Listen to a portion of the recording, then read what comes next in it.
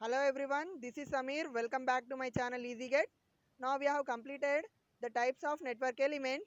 We need to solve some more questions to have a clarity on this concept types of network elements. Now look at this question. Consider the network shown in the below figure. The relationship between V and I across the element as given in the following figure. Identify the behavior of the element. So we need to identify the behavior of the element.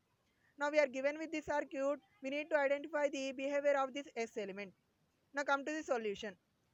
Basically in the network theory, we know that all the elements are time invariant and lumped elements. All the elements are time invariant elements and lumped elements. We need to find three more behaviors, that is linear or non-linear, active or passive, unilateral or bilateral.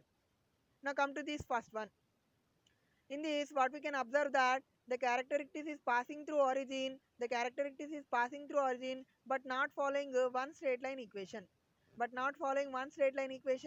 it is non-linear.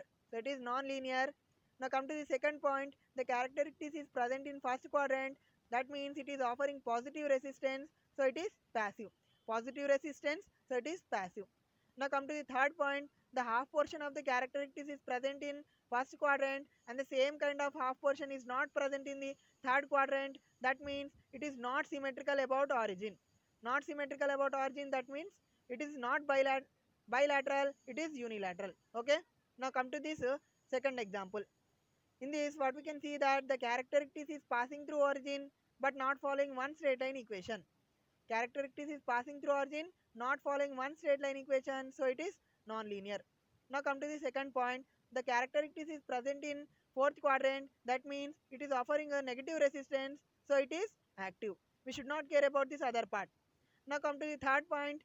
The half portion of the characteristics is present in third quadrant and the same kind of half portion is not present in the first quadrant. So it is not symmetrical about origin.